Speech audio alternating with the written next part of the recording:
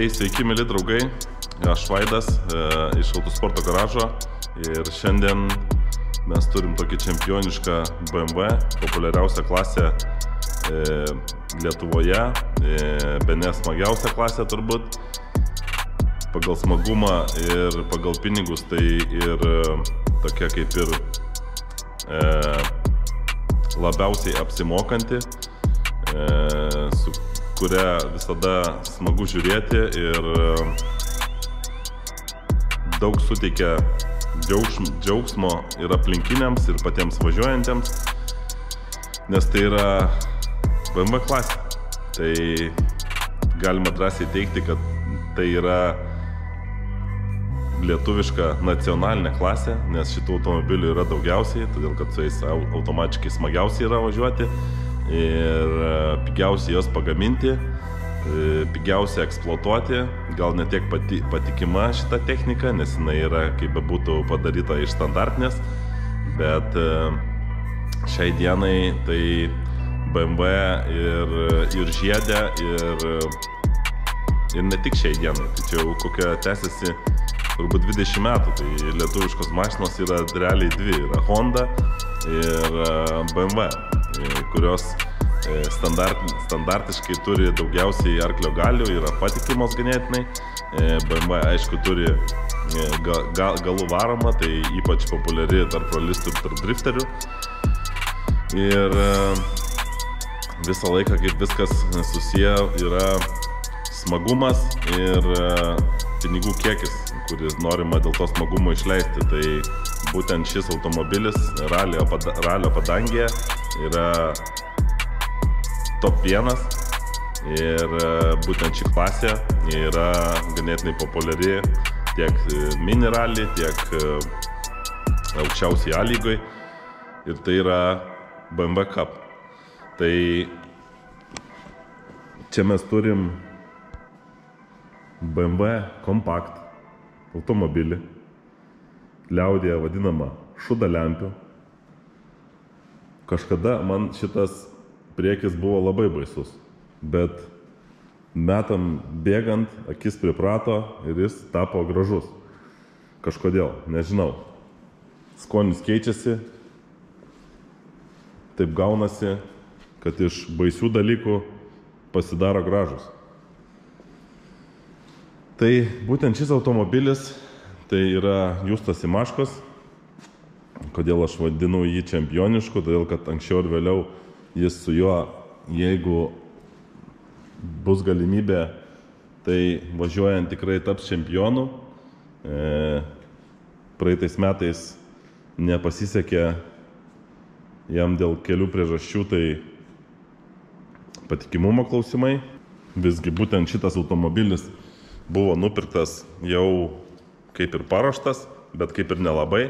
Tai kas įgamino, tai tiesiog norėjo pagaminti ir su juo lėkti, kas bebūtų. Tiesiog tikslas buvo pagaminti kuo pigiau, o dėl viso kito ten jau antraeiliai dalykai. Tai daug dalykų aišku buvo praleista, nes kruopščiai pagaminti automobilį pagal visus standartus autosporto, tai kainuoja nemažai pinigų. Būtent tokį automobilį suręsti šiai dienai kainuoja apie 25 000 eurų. Tai ganėtinai nemaža suma, kaip tokiam senam automobiliui. Jis turi ganėtinai nemažai modifikacijų. Dabar aš atitrūkęs nuo šitų visų BMW reikalų, tai jeigu turit kažkokių daugiau klausimų, tai rašykit komentaruose, duosiu kontaktus. Yra toksai BMW specialistas būtent šitų modelių, tai yra Gytis Talerūnas, arba kitaip GS Sport and Repair, lygtais taip. Parašysiu pavadinimą arba nuorodą į jų Facebooko puslapį aprašymuose. Tai šitam BMW yra 325 motoras su nemažai modifikacijų. velenukai, sklendė.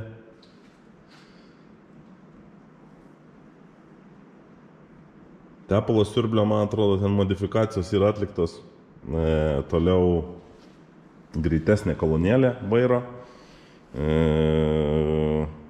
Aišku, sustiprinta važiuoklė. Samsono amortizatoriai. Paprasti. Tokie ganėtinai vieni iš paprastesnių. Nepasakysiu dabar tiksliai, kokie čia stabdžiai, bet man atrodo, bus nuo kokio BMW irgi galingesnio 3 litrės slyvos ar kažkas panašaus. Toliau turim reduktorių, aišku, su blokiruotė. Pora, nežinau kokia čia tiksliai, bet naudojama arba 4.1 arba 4.4. Kas daugiau, ZF dėžė, paprasta standartinė, su short shifteriu. Toliau, aišku, hidraulinis rankinis, pakeista visa stabdžių sistema. Neturi stabdžių stiprintuvo, jis tiesiog išoperuotas. Kas čia dar, aišku, apsaugos sudėtos, saugumo visa įranga. Šis būtent automobilis, tai, kaip sakiau, yra Justas Simaškos. Čia nesenai dalyvavo Zarasuose vykusiame Winter Rally Aukštaitija. Lietuvos gal sprinto etapas, tiksliau pasakius. Tai Chebra, aišku, džiaugiasi labai žiema, nes šiais metais po kelių čia metų nebuvimo to Winter Rallyo, tai labai visi džiaugiasi ir išnaudoja galimybę pagazuoti ant ledo, ant sniego. Ir ganėtinai neblogai čia visiems pasisekė tą padaryti. Tai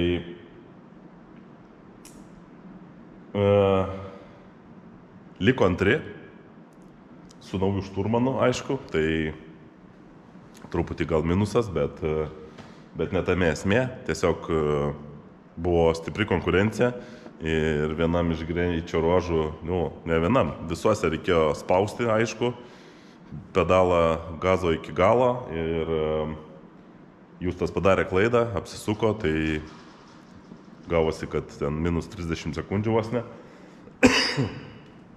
Ir berods liko antri. Tai va, tai konkurencija milžiniška, šitų automobilių yra ganėtinai nemažai. Jeigu taip paėmus, tai turbūt A lygoje palei 20 turėtų būti. Sakau, nes dėl to viso smagumo vairavimo, nes tai yra galų varomo automobilis ir eksploatacinių kaštų, tai yra kaip ir visi kiti automobiliai, kaip R2, R5 ar N5, N5+, yra skaičiuojamas nuvažiuoto kovinio kilometro kaštas, tai kiek kainuoja tas kilometras. Tai vadinama, yra toks skaičiavimas, kad atstatyti automobilį į pradinę būklę. Ta prasme, einamieji visokie dylantis mazgai, tai kaip greičių dėžė, variklis, stabdžiai ir visi kiti dalykai, išskyrus padangas ir benziną. Arba ten tiesiog kokią avariją. Tai va, tas einamasis kilometras, ganėtinai čia pigus, nepasakysiu, kiek kainuoja, nes sunku pasakyti, todėl kad tai yra toks liaudės automobilis, kurio realiai tik tais eigoje eksploatacijos gali maždaug paskaičiuoti šitos dalykus.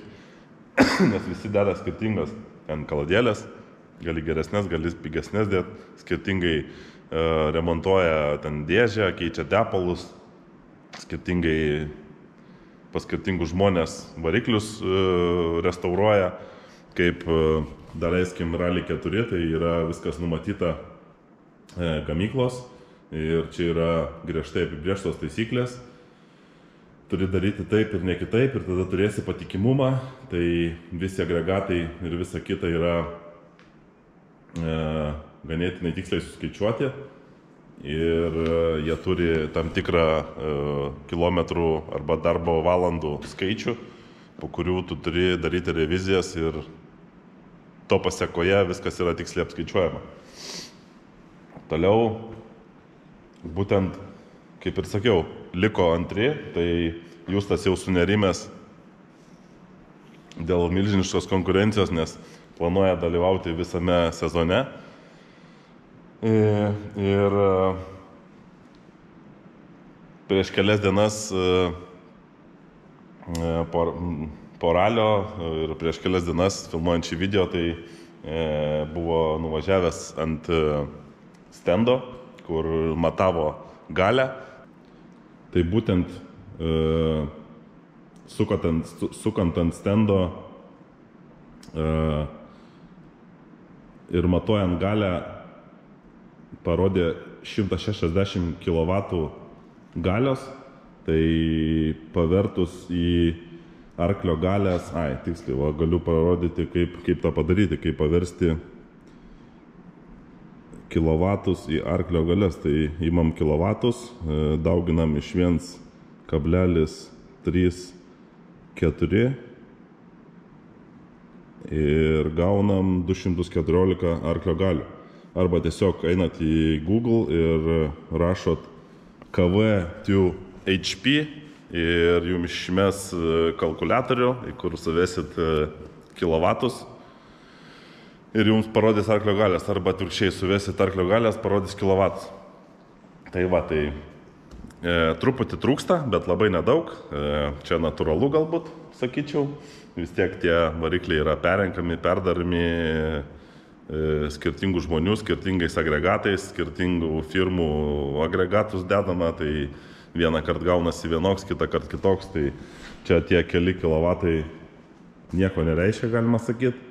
Turi turėti apie 220, man atrodo, arklio galių, tai čia yra apie 165-167 kW.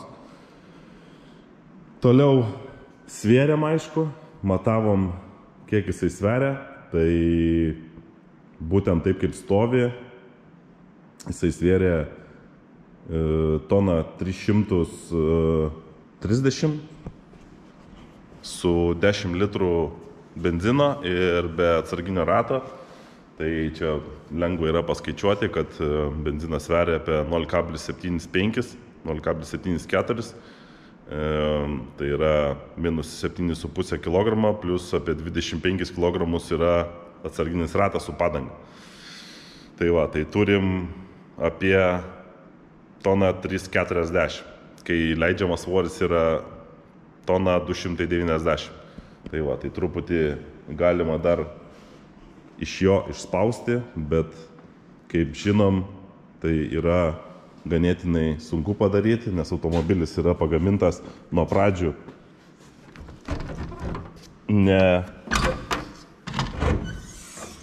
ne pagal aukščiausius standartus. Tai ką tai reiškia? Tai yra buvo paliktos ir salono smalos, palikti tokie kronšteinai, kurių čia kaip ir nereikia ir pagal reikalavimus jos galima nugręžioti, nuimti. Šiaip čia labai daug, aišku, iš jų neišspausi, bet gramas prie gramo ir susidaro kilogramas.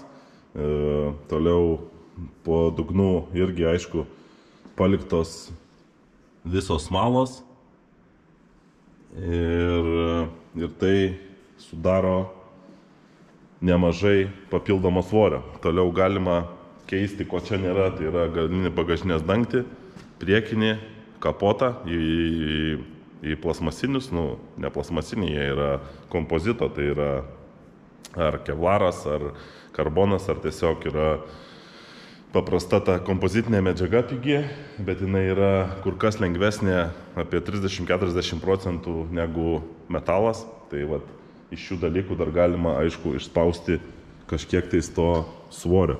Bet aš manau, kad tai aišku sudaro paskui didžiąją automobilio gamybos kainą, nes tai yra ganėtinai brangus dalykai palyginus ir kuo tolyn su tais kilogramais, tuo viskas yra brangin. Tai kaip pavyzdys yra sėdynė, kuris sveria apie 12 kg. Čia yra paprasto kompozito irgi ta sėdynė. Tai jeigu norint pirkti karboninę lengvesnę, tai jos kaina apie 2500 eurų. Ir tada jinai gali sverti 6, 7, 8 kg. Tai va, tai kai šita sėdynė kainuoja 600, ana sėdynė kainuoja 2500. Tai va, jum ir skirtumas. Dėl tų kilogramų labai daug išlaidų būna. Tai va, daugiau apie šį automobilį, tai ką, maksimalus greitis apie 180. Kaip ir sakiau, yra sudėtos apsaugos, dėžė paprasta betono mišalka, kai mes vadinam, tik tai su IRP short shifteriu. Yra hidraulinis rankinis, sportinis vairas, sakau, visa saugumo įranga, diržai. Daugiau čia nieko mes labai stipriai nepamatysim. Aišku, tokie dalykai kaip šis metalinis kryžius, kuris sveria turbūt kokia 1,5 kilogramo, yra taipogi papildomas svoris. Dažniausiai, jeigu imsime R5 ar VRC, tai jie būna arba aliuminiai, arba jau netgi titaniniai, kurie yra visiškai lengvučiai, atlieka savo darbą, bet turi taupimą svorio didelį. Iš viso šiai dienai, tai aš, kai būdavo nepatikimi arba jų visai nebūdavo, tai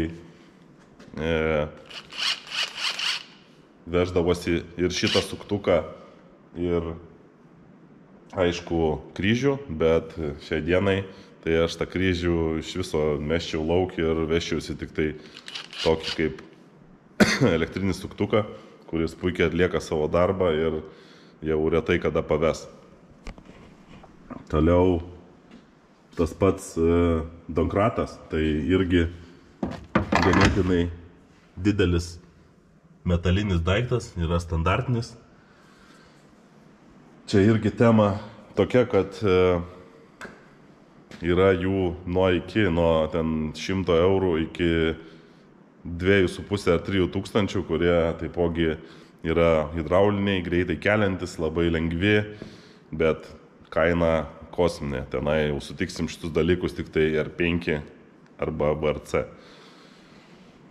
Tai reziumė toks, kad jeigu važiuojat linksmintis ir norit gerai praleisti laiką, gauti adrenalino, tai tikrai nereikia labai stipriai kreipti dėmesį į tokius dalykus. Galima, manau, puikiai važiuoti ir su truputį sunkesniu automobiliu ir rodyti ganėtinai gerą rezultatą. Verčiau tos pinigus, kuriuos norite išleisti į visokius patobulinimus, tai investuoti į padangas ir į treniruotės, tai tikrai jums pridės ir saugumo, ir greičio. O automobilį, jeigu norit gaminti, reikia gaminti teisingai nuo pat pradžių. Tai taip pat kaip ir namo pamatai, jeigu pagaminti yra blogai, tai jau visą gyvenimą turėsit problemų. Arba jeigu jau jos norėsit perdarinėti, tai kainuos daug kartų daugiau, negu padarant iš karto teisingai ir tvarkingai. Tai taip pat ir su automobiliais, ruošiant, dedant saugos lankus, tas automobilis taip išardytas, tai vat, tuo metu reikia atlikti tam tikrus darbus teisingai, turint patirties, turint tam tikrų žinių, o jeigu daroma bele kaip, tai po to grįžti ir šitą visą dalyką taisyti kainuos kur kas brangiau.